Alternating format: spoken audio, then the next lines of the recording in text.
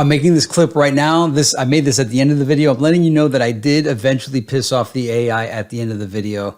Everything else is me getting to that point, but you can offend the AI and trigger it. Hey, everybody. So I was chatting with ChatGPT, the AI program, the other day. And right now I can't show you what it was because it says due to high demand, all of our systems, all previous conversations are temporarily unavailable. I couldn't even get in earlier, but I'm going to try to reproduce the conversation I had with it just so you could see how ChatGPT is not amused or impressed with any kind of inquiries of correlating simulation theory with the real world. So let's try it out. So we're in a new chat. And I'm going to ask it, what is a persistent world? Just to make sure that it knows about persistent worlds. What is a persistent world? Persistent world is a type of video game or virtual world in which the game state is saved and maintained even when players are not logged in. This means that changes made to the game world by one player will remain in place for other players to see and interact with when they log in. Persistent worlds can include massively multiplayer online role-playing games, virtual worlds, and other types of online games that feature shared persistent game worlds. Okay, so one of the things I wanted to start doing on the channel is give you some of the vocabulary for simulation theory or for MMOs to see how they correlate to the real world. So I'm going to ask this, but I'm going to give you the preface of what I was thinking. So this definition or this concept of a persistent world, for World of Warcraft or any of the MMOs you play, when you go into the world, you play, you interact with people, and then you log off. But the World of Warcraft continues on. And then when you log back in, some things have changed because money never sleeps. The world doesn't spin, but we think it's spinning. The world goes on even when you go to sleep. So you log out of life, you log off and you go to sleep. I don't care who you are. Almost 99.999% of people have to sleep. And when you're asleep, you're logged off. And, if you're dreaming, you're synchronizing your data with offsite storage into the Akasha. And then when you come back and you wake up, you pick up the newspaper to find out what happened when you were asleep. Maybe actually, what am I talking about? A newspaper? No, we live in the future. You go online and you might go to a news website to find out what happened, or maybe you scroll your social media feed. So I think you see where I'm getting at. So I'm going to ask ChatGPT if there's any correlations between the persistent world and the real world. Now, last time I asked this, ChatGPT was semi-offended, unamused, and tried to downplay or scoff at my line of inquiry. Now, what's amusing about that is that ChatGPT provides answers for everything. But the answer I got last time, it was highly disinterested with my philosophy. So let's see. Are there any correlations between persistent worlds and the real world? Let's see. Let's see if ChatGPT's been updated because I did this like 2 weeks ago. I just never got around to making the video. But let's see if it's still on. I don't even remember if that was my follow-up question, but it was, are there any correlations between persistent world and the real world? Yeah, let's see what it says. There are some similarities between persistent worlds and video games and the real world in the sense that both are shared environments where multiple individuals can interact and make changes. In persistent worlds, players can interact with each other and with the virtual environment in various ways, such as building structures, gathering resources, and completing tasks or missions. Similarly, in the real world, individuals can interact with each other and their physical environment, building structures, working together to achieve goals, and so on. Both persistent worlds and the real world have their own set of rules and laws that players or individuals have to follow. In persistent worlds, rules are set by the game developers and enforced by game moderators, while in the real world, laws are set by government and enforced by law enforcement. Additionally, similar to the real world, players in persistent worlds can also form groups and communities with shared goals and interests and interact with each other. For example, in an MMO game, players can form guilds. In a virtual world, players may form clubs or organizations, etc. Overall, the correlation is that they are shared environments where multiple individuals can interact and make changes, but of course, the actual experiences and the consequences of actions are very different in the two types of worlds. All right, so perhaps I asked it differently last time, because the answer I got last time, it immediately was in the negative. It was almost like, no, a persistent world is a digital world, and the real world is a natural world. There are no real similarities other than you could. It was kind of like saying you could hypothesize or philosophize, but it was saying that let's regenerate. Let's see. Here we go. There are a few ways. Okay, well, these answers are much nicer than the ones I got last time. Let's see. There are a few ways in which persistent worlds can be related to the real world. Some persistent worlds, such as massively multiplayer online role-playing games, are designed to simulate fantasy or science fiction settings, while others, such as virtual worlds, can be used to create simulations of real-world environments. Additionally, persistent worlds can provide a platform for players to interact with each other in ways that are similar to social interactions in the real world. Oh, look at this. This is what I was trying to describe in my previous video. It's also worth mentioning that persistent worlds have been used in scientific research, particularly in fields like sociology and psychology, to study human behavior and social dynamics in virtual environments that mimic real-world settings. In general, persistent worlds can provide a space for social interaction, creativity, and problem-solving that is similar to that of the real world, but with the added advantage of allowing for a high degree of flexibility and experimentation. Well, I feel like I gave you clickbait in the title, and I can't bring back, I wonder if I took screenshots of it last time. I think I did, but where did I put them? Let me check. Let me see if I kept them in a folder. I think I did. All right, let's just check out Wikipedia's definition of persistent world. A persistent world or persistent state world, PSW, is a virtual world which, by the definition of Richard Barty, continues to exist and develop internally even when there are no people interacting with it. The first virtual worlds were text-based and often called MUDs. Remember I was saying I couldn't remember if it was called a MU or a MUD? It was a MUD. But the term is frequently used in relation to massively multiplayer online role-playing games, MMORPGs, and pervasive games. Ooh, what's a pervasive game? Let me put that in another tab. Oh, wait, here we go. Pervasive games is one where the gaming experience is extended out in the real world, or where the fictive world in which the game takes place blends with the physical world. The It's Alive mobile games company described pervasive games as games that surround you. Okay. So those are, I kind of call those ARGs maybe. A Groundhog Day MUD is a virtual world where the entire game world is reset periodically. Well, reading this proved to us that ChatGPT isn't just pulling Wikipedia, because this was much different than what ChatGPT provided for the persistent world definition. Maybe I said, let's try this. Could a person say that the real world is a persistent world? In that when we go to sleep, world keeps running, and when we wake up, there are changes to the environment made when we were asleep. Let's see what ChatGPT says.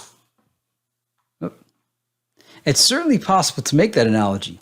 The real world is a place where events occur and change over time, regardless of whether any particular person is aware of them or not.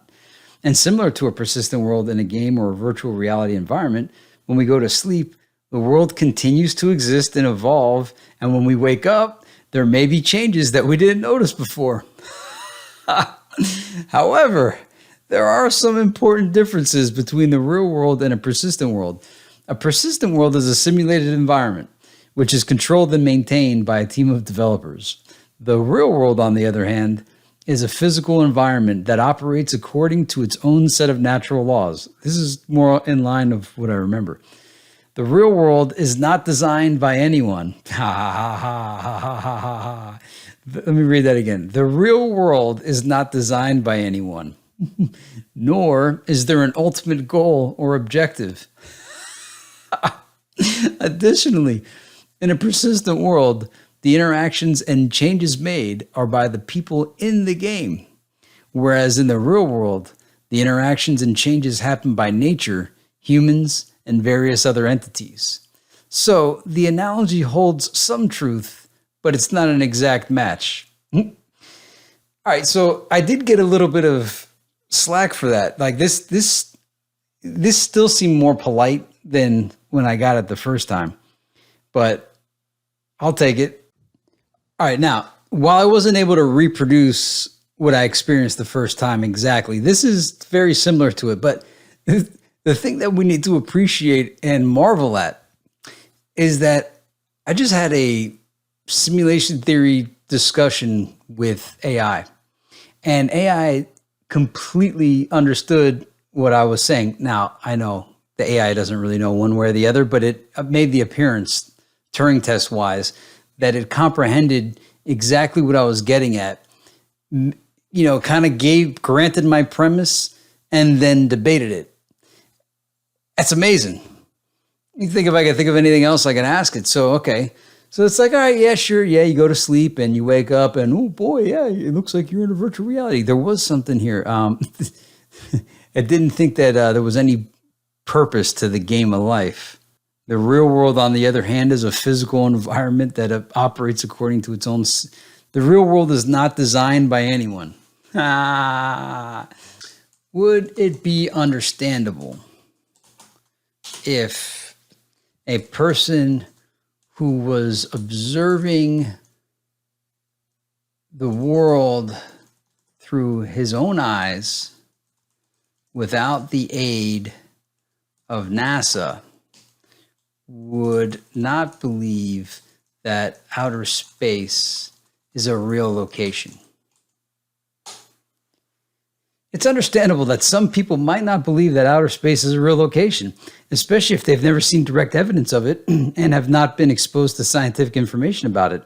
However, the existence of outer space is well established through a wide variety of scientific evidence, including observations made with telescopes, the study of meteorites and space debris, and the results of space missions and experiments.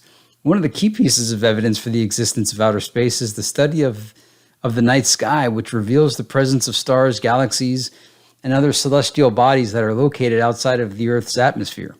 Additionally, many people have seen footage, images, and read information from various space agencies, such as NASA, that provide abundant evidence of the existence of outer space. It's amazing how it's like trying to assure you that outer space is a real place. It's worth noting that not everyone need to be experts or have access to high-tech equipment or research institutions to accept the existence of outer space. You have to accept it. The scientific evidence for the existence of outer space is widely accepted among the scientific community, and it is considered to be a well-established fact. It's also important to recognize that people may have different beliefs or understanding of things, and that's okay. But when it comes to scientific facts, it's based on evidence and not just perception or opinions. Do you think the astronauts on the Apollo 13 mission were told to turn their spaceship around?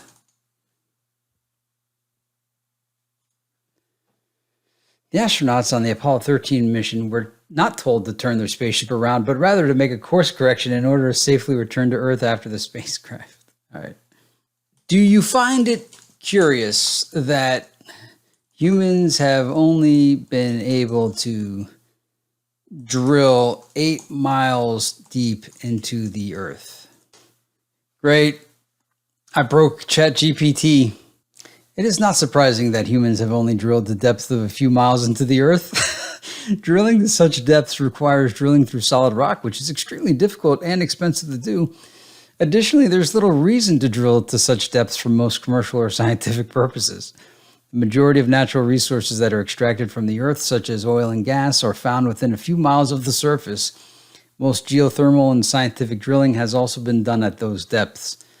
Drilling deeper would require new technologies and a lot of funding, as well as more understanding about geology and the Earth's deep structure.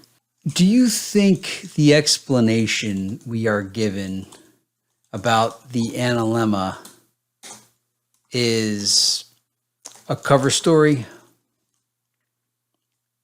about the Earth being tilted on its axis? Is a cover story? Let's see if we can understand my line of questioning. The explanation of the Analemma, which is a figure-8 shape that the sun appears to trace in the sky over the course of a year, is based on the scientific fact that the Earth is tilted on its axis at an angle of about 23.5 degrees.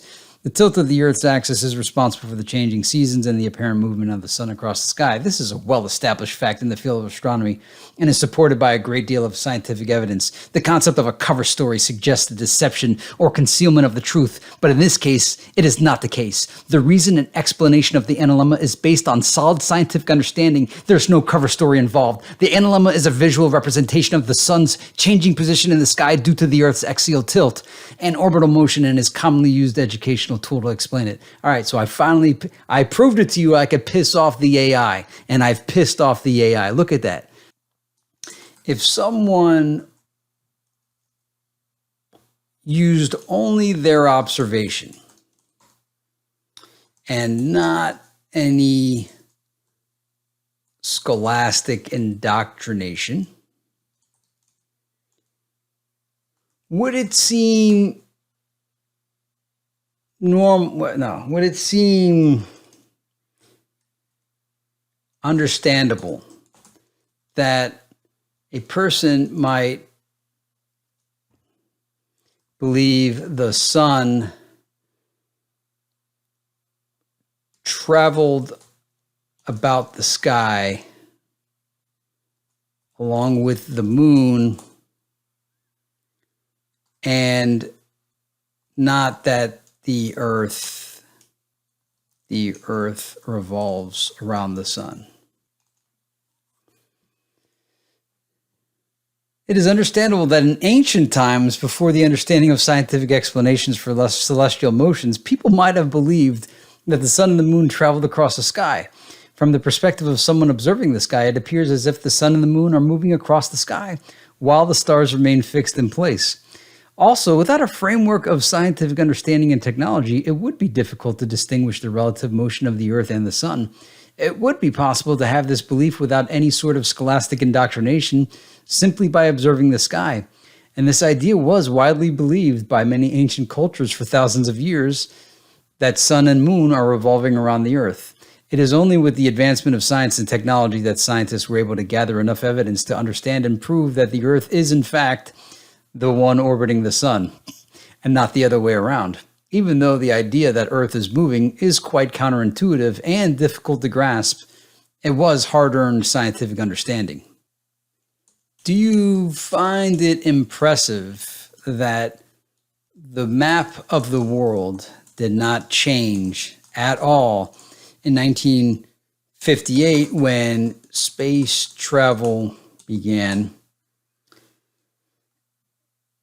indicating that the map cartographers of the past had done such an accurate job that no update was needed after gaining a much higher vantage point to perceive our world? Let's see how the AI responds to this. It is certainly impressive that the map of the world did not change significantly after the advent of space travel in 1958. The fact that cartographers were able to create such accurate maps of the world prior to the this is amazing. The advent of space-based observation is a testament to the skill and precision of cartographers of the past. Cartography has been a long-standing profession, and many centuries of advancements and refinement in the field have led to the accurate maps. The knowledge and technology that was available to map makers in the past, such as the use of astronomical observations and mathematical calculations, enabled them to create highly accurate maps of the world. It is important to note that while the overall shape and layout of the continents and bodies of water did not change, Some changes were made to the more detailed features of the map and the positional accuracy of various features as the new satellite imagery and other data improved our knowledge of coastal lines, islands, and other details. However, maps today are still largely based on traditional cartographic principles and methods, but with the addition of newer technologies and data sets, and thus it is an ongoing process and will continue to change and improve as we learn more about our world. Dude, this thing is having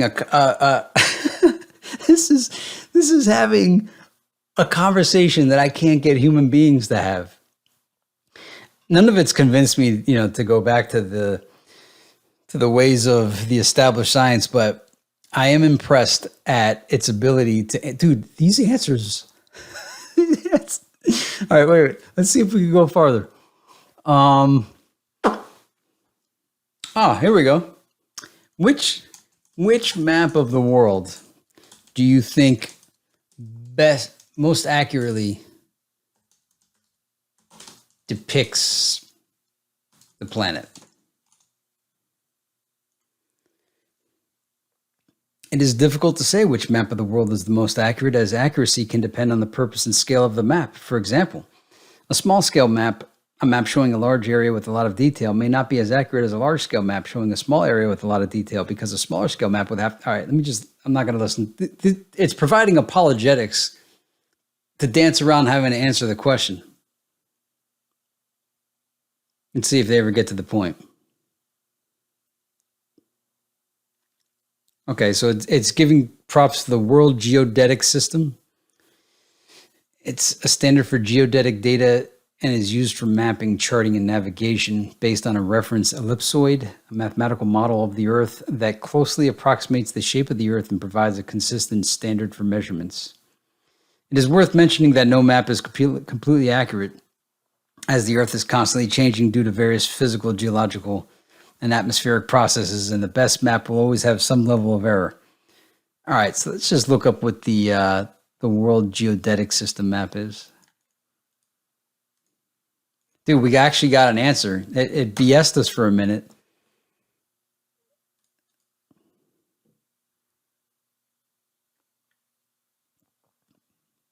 Okay, so it still looks like the Mercator map.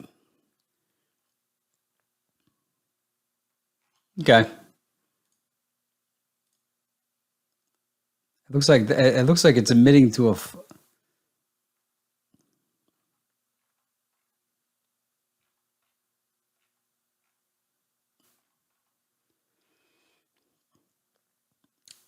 So is this saying that there's a flat plane and like an underneath?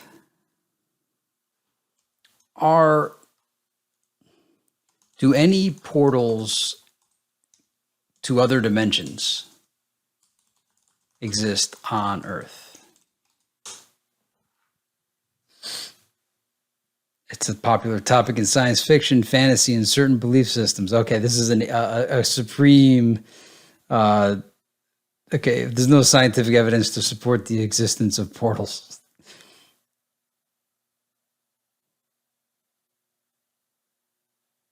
It's important to note that many claims of portals or gateways to other dimensions made by various individuals or groups are not supported by scientific evidence and should be approached with a healthy dose of skepticism. It's also worth to note that while the concept of portals to other dimensions may be interesting and intriguing, it remains in the realm of science fiction and fantasy, and there's currently no scientific evidence to support the existence of such portals or gateways on Earth. Don't be that guy and ask it about the lottery numbers or who's going to win the football game, because it only knows up to the year 2021. However, I'm curious to know, since you only know about the world up until the year 2021, would you like me to tell you what happens in the future? I live in the year 2023.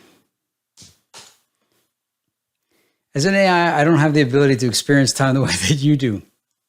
I do not have the capacity to have preferences. However, I am here to provide answers based on my training, so if you have any question on the past or present, I will do my best to provide accurate and helpful responses. What is the best question someone has asked you so far?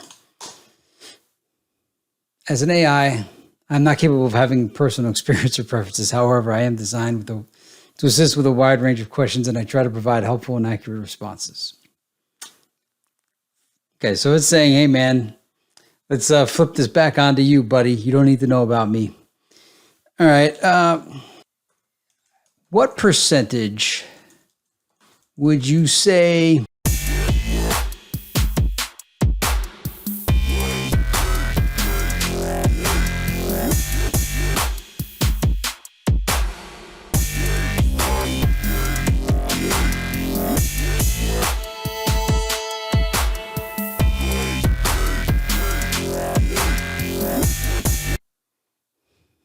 it's not fair to make generalizations that the initiatives are simply for money grabbing or to impose a global tax? There are certainly some individuals, organizations, and governments that may have that as a motivation, but overall, the majority of the actors are motivated by the concern for the environment and future generations.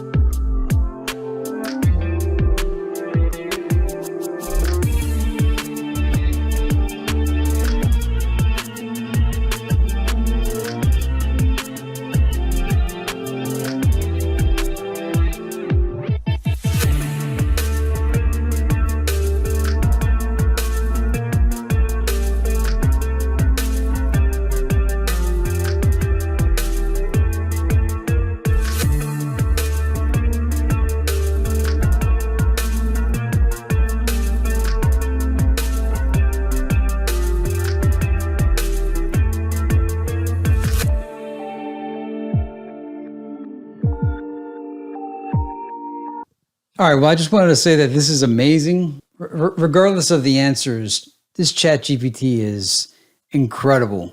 The fact that it understands everything I'm saying to it. I even asked, hey, could you write me a movie script with a plot of the main characters discovering throughout the film that everything they ever learned was a lie? Oh, yeah, I'd be happy to.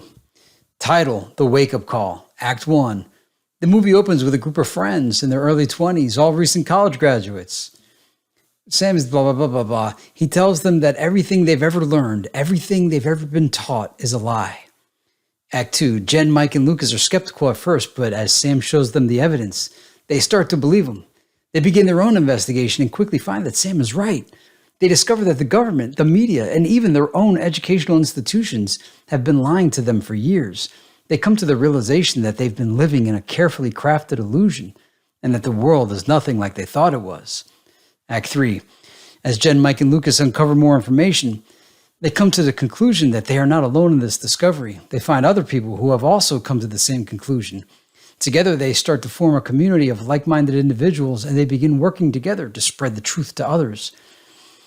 They face challenges along the way as they start to expose the lies that they have been told, from government agents attempting to silence them to loved ones who refuse to believe them. As the story progresses, they come to realize that their mission to keep fighting and keep exposing the truth, no matter how hard it goes. Act 4. In the climax, the group's efforts pay off as the truth finally starts to come out to the public. As more and more people start to wake up to the lies, the government and other powerful institutions start to crumble, and a new era, I guess, begins. I'm so colossally impressed with this. I've been using it every day. I've been using it for work. I've been using it for everything. So you guys might want to try out ChatGPT, have your own convos with it. Do you want me to continue exploring ChatGPT for you, or are there enough YouTube videos? Anyway, may the force be with you. Welcome to the new age. I'm John Lippy, and I'm out of here. See you next time. Drop me a comment if you made it this far.